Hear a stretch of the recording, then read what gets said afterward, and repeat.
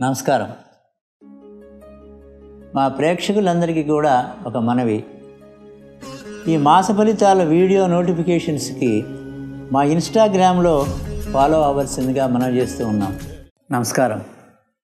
శ్రీ శోభకృతనామ సంవత్సర 2024 ఫిబ్రవరి నెల అంటే మాఘమాసం అందరికీ కూడా సన్ రైజ్ టీవీ ప్రేక్షకులకు అభిమానులకు అందరికీ కూడా శుభాశీస్సులు, శుభాకాంక్షలు. ఈ మాసం ఫిబ్రవరిలో వచ్చేటువంటి యొక్క మాఘమాసం అతి పవిత్రమైనటువంటిది. ఇది అందరికీ కూడా ఆరోగ్య భాగ్యం కావాలి. ఆరోగ్యాన్ని ఇచ్చేటువంటి వాడు సూర్యుడు భగవానుడు. ఆరోగ్యం భాస్కరాది చేత్ అన్నారు. అంటే ఎంత సంపాదన ఉన్నప్పటికీ కూడా, ఎంత అదృష్టం ఉన్నప్పటికీ కూడా ఆరోగ్య భాగ్యం లేనిదే ఉపయోగంలోకి రావు. ఆరోగ్యాన్ని ఈ నెలలో విశేషంగా సూర్యభగవానుడి ఆరాధన ఇస్తుంది. అన్నదాత ఆరోగ్య ప్రదాత సూర్యభగవానుడు. అందువలన రథసప్తమి మొట్టమొదటిసారిగా సూర్యభగవానుడు తన యొక్క కిరణాన్ని భూమి మీద పంపించినటువంటి యొక్క రోజు. అంటే రథసప్తమి అంటారు. దాన్నే సూర్య జయంతి ఈ మాఘమాసంలోనే వస్తుంది, సప్తమి రోజున. సరే, అటువంటిది ఈ నెల. తప్పకుండా ఈ నెలల్లో కూడా మిగతా రోజుల్లో చేసినటువంటి దానికంటే కూడా ఎక్కువ రెట్లు, 1000 రెట్లు ఎక్కువగా సూర్యభగవానుడికి ప్రీతికరమైనటువంటి యొక్క మాసం కాబట్టి అందరం కూడా సూర్యభగవానుడిని ఆరాధన చేద్దాం. ఈ నెలంతా కూడా విశేష ఫలితాలు పొందుదాం. అలాగే శ్రీ పంచమి అని చెప్పని వస్తుంది. శ్రీ పంచమి అక్షరాభ్యాసాలకి చాలా గొప్పది. సరస్వతీమాత అనుగ్రహాన్ని పొందాలి అంటే మాఘమాసంలో పంచమి రోజున, శుద్ధ పంచమి రోజున అక్షరాభ్యాసాలు చేస్తారు. ఆ రోజున అక్షరాభ్యాసాలు అయిపోయిన వాళ్ళకి చక్కగా సరస్వతీమాత దగ్గర కూర్చోబెట్టి సరస్వతీ నమస్తుభ్యం అని ఒక కీర్తన పాడించండి. ఓం శ్రీ సరస్వత్యై నమః అని ఆ పిల్లల చేత అనిపించి బడిలోకి పంపించండి. కొత్తగా అక్షరాభ్యాసాలు కూడా చేయడానికి మంచిది ఈ నెల. ఇవన్నీ కొన్ని విశేషాలు చాలా దీంట్లో ఉంటాయి. మహాశివరాత్రి కూడా దీంట్లోనే వస్తుంది, కానీ ఇది మార్చిలోకి వచ్చింది ఈ సంవత్సరం. అప్పుడు వచ్చే నెలలో వాటి విశేషాలు మనం చెప్పుకుందామని చెప్పినని మనం ఇప్పుడు రాశి ఫలితాల్లోకి వెళదాం.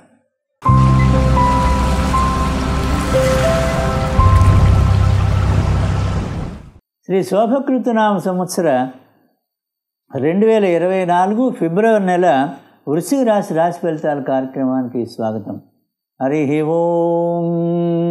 గురుబ్రహ్మ గురుర్విష్ణు గురుర్దేవో మహేశ్వర గురుసాక్షాత్ పరం బ్రహ్మ తస్మై శ్రీ గురవే నమః. ఓం గణానాం త్వా గణపతిగం వవామహే కవిం కవీనాముపమశ్రవస్తవం జ్యేష్ఠరాజం బ్రహ్మణాం బ్రహ్మణస్పత ఆనశృణ్మన్మోదిభిः సేదసాదనం. ప్రణో దేవీ సరస్వతీ వాజేభిర్వాజనీవతి ధేనామ విత్రివతు. శ్రీ గురుభ్యో నమః. శ్రీ మహాగణాధిపతిభ్యో నమః. వాగ్దేవి మహాసరస్వత్యై నమః. శ్రీ శోభకృతనామ సంవత్సరానికి 2024 ఫిబ్రవరి నెలకి వృశ్చిక రాశి ఫలితాలు చెప్పుకుందాం.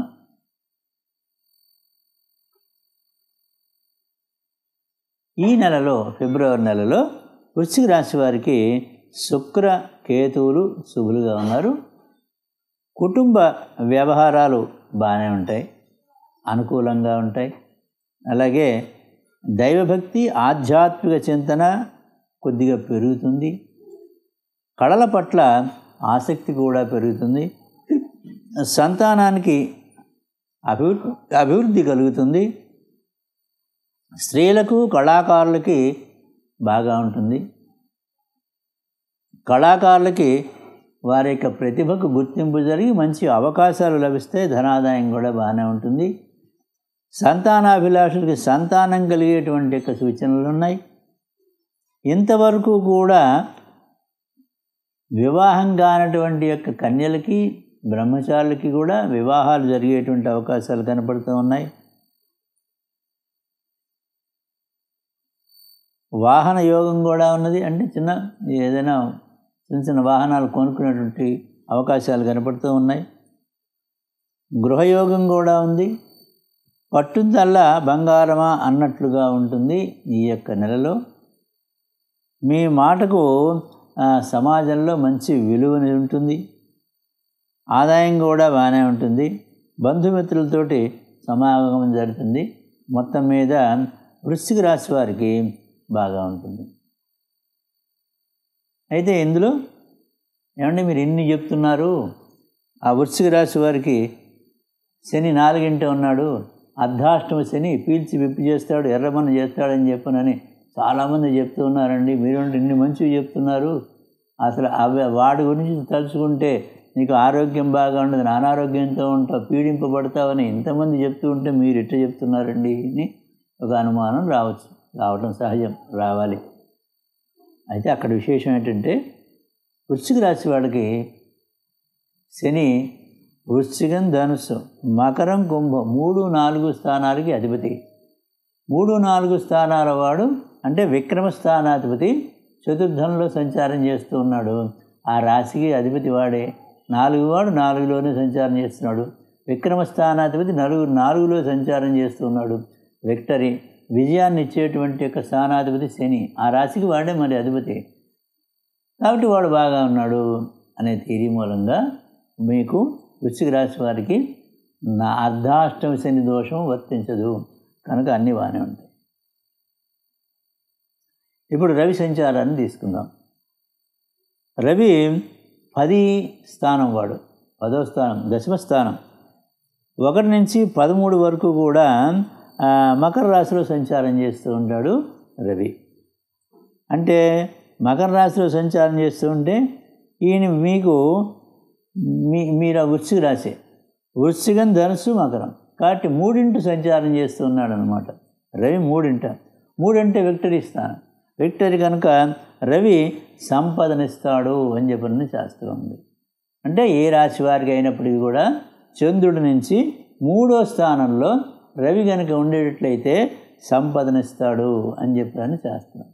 మీరు పుట్టినప్పుడు చంద్రుడు గోచార చంద్రుడు కాదు, గోచార చంద్రుడు రోజు మారిపోతూనే ఉంటాడు, దానికి సంబంధం లేదు.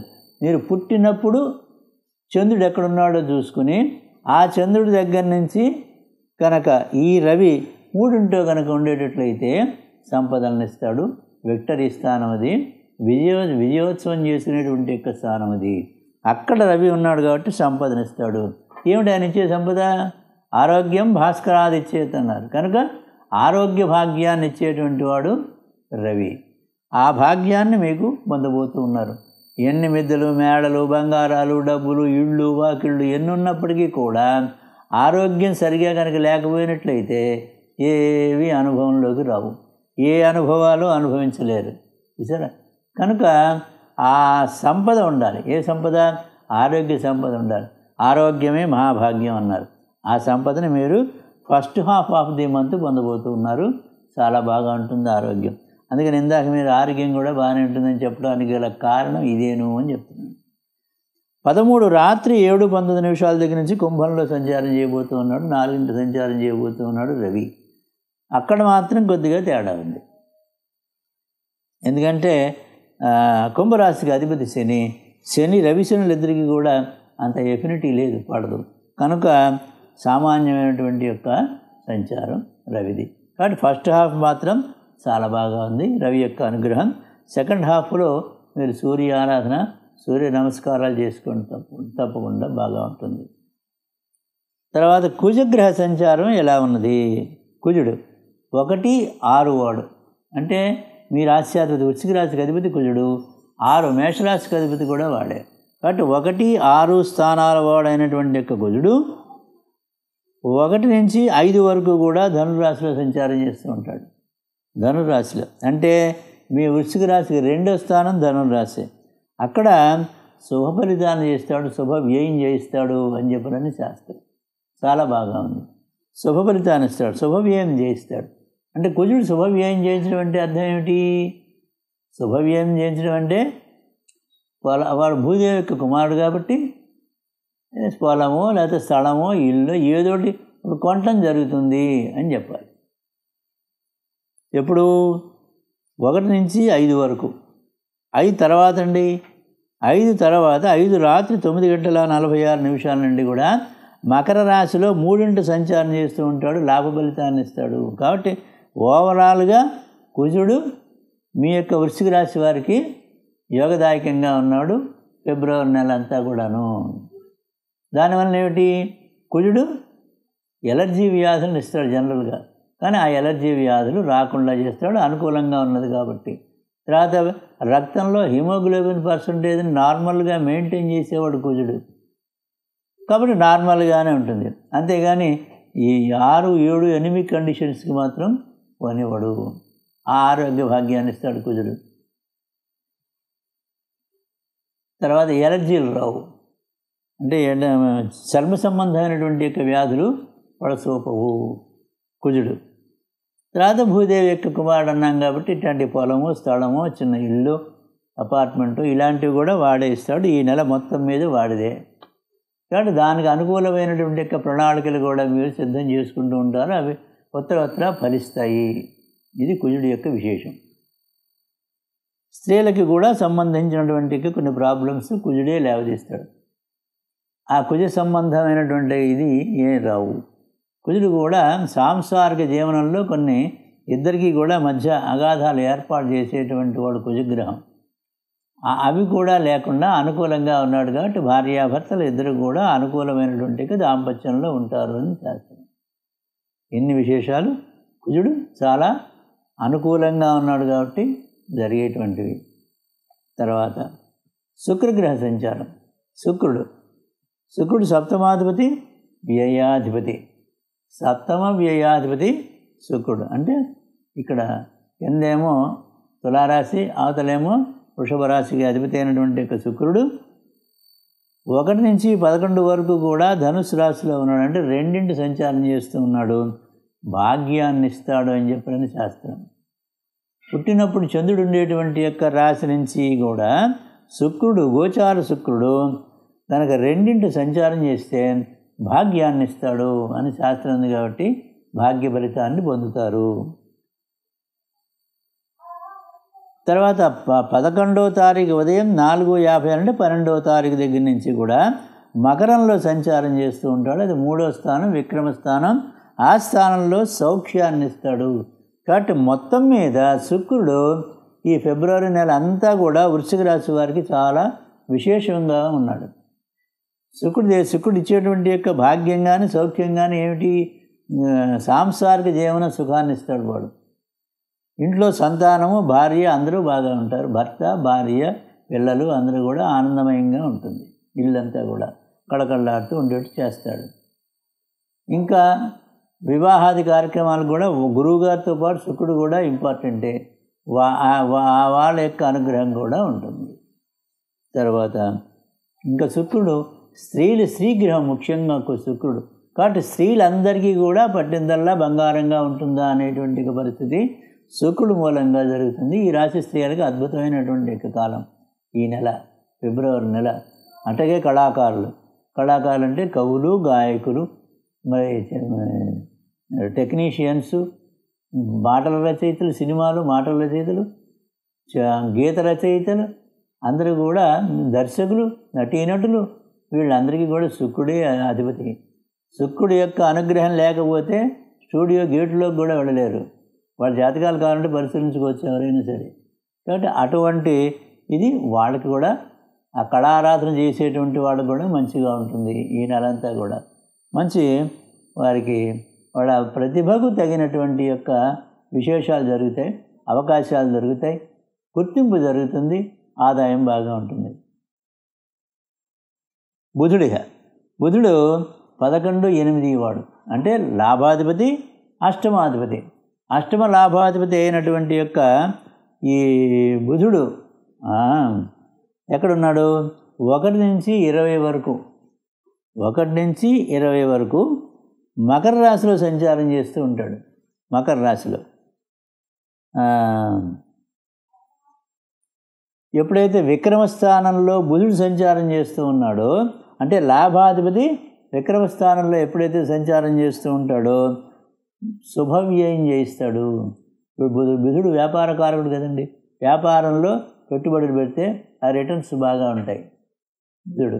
తర్వాత విజ్ఞానాన్ని ఇస్తాడు, బాగా మంచి అద్భుతమైనటువంటి విజ్ఞానాన్ని ఇస్తాడు. వాట్ ఈజ్ వాట్, ఏది మంచి ఏది చెడు అనేటువంటి యొక్క యుక్త విచక్షణ జ్ఞానాన్ని ఇచ్చేటువంటి వాడు బుధుడు.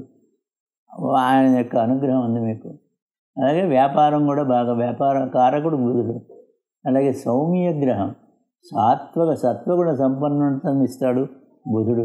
అంటే మాట తీరులో మార్పు వస్తుంది, నిదానంగా మాట్లాడటం తెలుస్తుంది, గట్టిగా అరవటాలు కానీ కేకలేయటం కానీ ఇట్లాంటివి ఏమి తగ్గిపోతాయి, ఉండవు. అలాంటిది ఈ బుధుడు. బుధుడు యొక్క అనుగ్రహం మీకు ఉన్నది 20వ తారీఖు వరకు. తర్వాత ఏం చేస్తారండి అని, తర్వాత కూడా మీకు మంచి అభివృద్ధిగానే ఉన్నాడు బుధుడు. అక్కడి నుంచి మకరం కుంభంలో ప్రవేశించాడు కాబట్టి మిత్రక్షేత్రంలోనే ఉంటాడు. కాబట్టి శని బుధులు మిత్రులు కాబట్టి ఓవరాల్గా ఈ నెలంతా కూడా బుధుడు లాభాధిపతి, అష్టమాధిపతి అయినటువంటి వాడు చక్కగా శుభంగా ఉన్నాడు.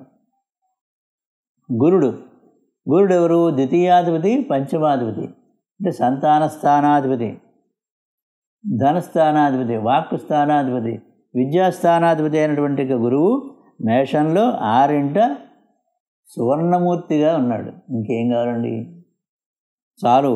అన్ని గ్రహాల కంటే కూడా గురువు గారు మేటి. ఆ గురువు యొక్క అనుగ్రహం ఉంటే మిగతా గ్రహాలన్నీ అట్టా ఉన్నా మనకేం ఇబ్బంది ఏం లేదు, చూసారా. కాబట్టి వృశ్చిక రాశి వారికి గురువు చాలా మంచి సువర్ణమూర్తిగా ఉన్నాడు కాబట్టి గురు ఫలితాలన్నీ కూడా ఇందాకనే చెప్పుకున్నాం. ధనాదాయం బాగుంటుంది, విద్య వస్తుంది, తర్వాతనేమో కుటుంబం బాగా ఉంటుంది, గృహం కారకుడు వాడే, వాహనం కారకుడు వాడే, సంతానాన్ని ఇచ్చేటువంటి వాడు వాడే, తర్వాత గృహంలో శుభకార్యాలు జరిపించేటువంటి వాడు గురుడు. ఇవన్నీ వాడివే. ఇవన్నీ కూడా కొద్ది గొప్ప ఆయన యొక్క ఆశీర్వచనంతో వృశ్చిక రాశి వారికి ఉండేటువంటి అవకాశాలు చాలా ఎక్కువగా ఉన్నాయి. నిరుద్యోగులకు ఉద్యోగం కూడా వాడనిపిస్తారు. ఇంకా శని సంచారం, శని 3, 4 వాడు కుంభంలో సంచారం చేస్తూ ఉన్నాడు. శని అంటే 4 వాడు 4లోనే సంచారం చేస్తున్నాడు. ఇందాకనే మనం చేశాను, నీకు అర్ధాష్టమ శని దోషం ఉండదు అని చెప్పినని. పైగా వాడు సువర్ణమూర్తిగా సంచారం చేస్తూ ఉన్నాడు, అద్భుతంగా ఉంది. కాబట్టి నీరసాలు, బీపీలు హెచ్చులు తగ్గటం అంటే ఏమి లేదు, నార్మల్గానే ఉంటుంది. తర్వాత రాహు యొక్క సంచారం మేనంలో ఉన్నాడు, మీనరాశిలో రాహు సంచారం చేస్తూ ఉన్నాడు. అంటే అంతే ఎంత మీనరాశి మీకు ఏమవుతుంది, వృశ్చిక రాశి వారికి 5 అవుతుంది. 5వ స్థానం 5 వాడు 5 సంచారం చేస్తున్నాడు రాహువు. అక్కడ తామ్రమూర్తిగా ఉన్నాడు. ఇది రాహు యొక్క అనుగ్రహం పెద్దగా ఉన్నది అనడానికి అవకాశం లేదు. అయితే ఇంక చిన్న కరోలరీ దీంట్లో ఒక ఎగ్జంప్షన్స్ ఉన్నాయి. ఏమిటి ఎగ్జంప్షన్స్ అంటే, ఇప్పుడు రాహువు మీనరాశిలో సంచారం చేస్తూ ఉన్నాడు. మీనరాశిలో ఏ నక్షత్రంలో సంచారం చేస్తూ ఉన్నాడు అంటే, మీనరాశిలో పూర్వాభాద్ర, ఉత్తరాభాద్ర, రేవతి 3 నక్షత్రాలు ఉన్నాయి. అందుట్లో ఏ నక్షత్రంలో ఈయన సంచారం చేస్తూ ఉన్నాడు, యాంటీ క్లాక్ వైజ్ వచ్చాడు కాబట్టి రేవతి 4వ పాదంలో సంచారం చేస్తూ ఉన్నాడు. రేవతి 4వ పాదానికి ఇప్పుడు మీ వృశ్చిక రాశిలో ఉండేటువంటి యొక్క 3 నక్షత్రాలు ఉన్నాయి. ఏమిటి వృశ్చిక రాశిలో ఉండేటువంటి యొక్క నక్షత్రాలు అవి? జ్యేష్ఠ, విశాఖ, అనురాధ, జ్యేష్ఠ. ఇప్పుడు మీకు విశాఖ నక్షత్రం ఉందనుకోండి, విశాఖ, అనురాధ, జ్యేష్ఠ అదంతా ఉపయుక్తంగా లేదు రేవతి.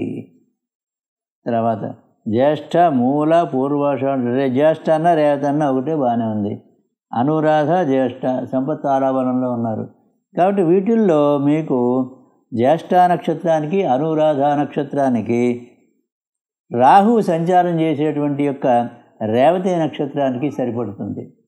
కాబట్టి ఈ 2 రాహు ఓవరాల్గా మీ వృశ్చిక రాశి వారికి బాగాలేదని అనుకుంటున్నప్పటికీ, అందులో మీ 3 నక్షత్రాల్లో ఉండేటువంటి దాంట్లో జ్యేష్ఠ, అనురాధ నక్షత్రాలకి రాహు బాగా ఉంటాడు. అది దీంట్లో ఉండేటువంటి యొక్క లాజికల్ వే ఆఫ్ థింకింగ్. అది శాస్త్రంలో ఉన్నదే, నా సొంతం ఏం కాదు ఇది. కాకపోతే మనం తరచి అనాలిసిస్ చేసుకుని వెతుక్కుని పట్టుకోవాలి దాన్ని. ఇంతలా గ్రంథాలు ఉంటే దాంట్లో మరి ఏది కావాలనేటువంటిది చదువుకుని చెప్పాలి. మొదటి పేజీల్లో అన్నీ లోపాలు ఉంటాయి, ఈ కష్ట నష్టాలు ఉంటాయి. దీనికి మళ్ళీ ఆ సమాధానాలు తర్వాత ఉంటాయి, అది కూడా దీంట్లో తెచ్చుకోవాలి. యాక్ట్ ఉంటుంది అనుకోండి, యాక్ట్కి రూల్స్ ఉంటాయి. యాక్ట్ కేవలం యాక్ట్నే బట్టి పట్టం కాదు, దాని తర్వాత దానికి తగినటువంటి రూల్స్ కూడా తెలుసుకుంటే అప్పుడు దానికి సమగ్రమైనటువంటి ఒక విశేషం మనకి తెలుస్తుంది. కేతు యొక్క సంచారం ఎక్కడుంది? కన్యారాశిలో ఉంది. కన్యారాశిలో అంటే కన్యారాశి మీకు 11వ రాశి అవుతుంది. మనం చెప్పినది వృశ్చిక రాశి. వృశ్చిక రాశికి కన్యారాశి లాభరాశి. లాభంలో సంచారం చేసేటువంటి కేతువు లాభ ఫలితాలు ఇంకేం ఫలితాలు ఇస్తాడండి? చాలా బాగా ఉంది. ధనలాభాన్ని ఇస్తాడు. కేతువు లాభంలో ఉండి ధనలాభాన్ని ఇస్తున్నాడు వృశ్చిక రాశి వారికి. తర్వాత ఇప్పుడు విద్యార్థులకి బాగుంది, ఉపాధ్యాయులకి బాగుంది, వ్యాపారస్తులకి పర్వాలేదు. తర్వాత ఉపాధ్యాయులకి, ఉద్యోగులకు ఫస్ట్ హాఫ్ బాగా ఉంటుంది. న్యాయవాదులు కూడా ఫస్ట్ హాఫే, వైద్యులు కూడా ఫస్ట్ హాఫే బాగా ఉంటుంది. స్త్రీలకు ఈ నెలంతా కూడా బ్రహ్మాండంగా ఉంది. అలాగే చేతి వృత్తి వాళ్ళకి బాగుంది, వృద్ధులకు కూడా పర్వాలేదు. మాసాధిపతులు విశాఖ నక్షత్రానికి 1 నుంచి 10 దాకా బుధుడు మాసాధిపతి, దాని తర్వాత 10 నుంచి చంద్రుడు మాసాధిపతి, 10 తర్వాత బుధుడు మాసాధిపతిగా వస్తారు. వీళ్ళు గురు స్తోత్రాన్ని పారాయణ చేసుకోండి. అట్లాగే లక్ష్మీ అష్టోత్తరాన్ని పారాయణ చేసుకోండి. అలాగే మీకు విష్ణు సహస్రనామాన్ని పారాయణ చేసుకోండి. తర్వాత అనురాధ నక్షత్రం వారికి 1 నుంచి 10 దాకా శుక్రుడు మాసాధిపతి, 10 తర్వాత గురుడు మాసాధిపతిగా వస్తాడు. మీరు శని స్తోత్రాన్ని పారాయణ చేసుకోండి. నీలాంధ్ర సమాభాసం ఉందే, అది ఒక 21 పర్యాయం చదువుకోండి. తర్వాత లక్ష్మీ అష్టోత్తరాన్ని పారాయణ చేసుకోండి. తర్వాత గురు స్తోత్రాన్ని చదువుకోండి, మంచి ఫలితాలు వస్తాయి. దేవానాంచ ఋషీణాంచ గురుం కాంధ్ర సన్నిభం అని గురు స్తోత్రం నవగ్రహాల్లో బాగా ఉంటుంది. తర్వాత జ్యేష్ఠ నక్షత్రం వారికి 1 నుంచి 10 వరకు కూడా రవి మాసాధిపతిగా ఉంటాడు, 10 తర్వాత చంద్రుడు మాసాధిపతిగా ఉంటాడు. విష్ణు సహస్రనామాన్ని పారాయణ చేసుకోండి. తర్వాత రవికి ఆదిత్య ఉదయ స్తోత్రం చదువుకోండి. తర్వాత సూర్యనారాయణ అష్టోత్తర శతనామావళి చదువుకోండి. తర్వాత ఓం సూర్యాయ నమః అని ఒక 21 పర్యాయం నుంచి 108 దాకా మీ ఇష్టం ఎప్పుడైనా సరే చదువుకుంటూ. అదృష్ట సంఖ్య వృశ్చిక రాశి వారికి 9, 1, 2, 3, 4 తేదీలు ఆది, సోమ, గురు, బుధ, మంగళవారాలు కలిసి వస్తాయి. వృశ్చిక రాశి వారికి నవగ్రహాలు కూడా ఏకాదశి స్థానంలో ఉండేటువంటి శుభ ఫలితాన్ని సంప్రాప్తి చేయవలసిందిగా పరమాత్ముడిని ప్రార్థన చేస్తూ సర్వే జనా సుఖినో భవంతు. స్వస్తి.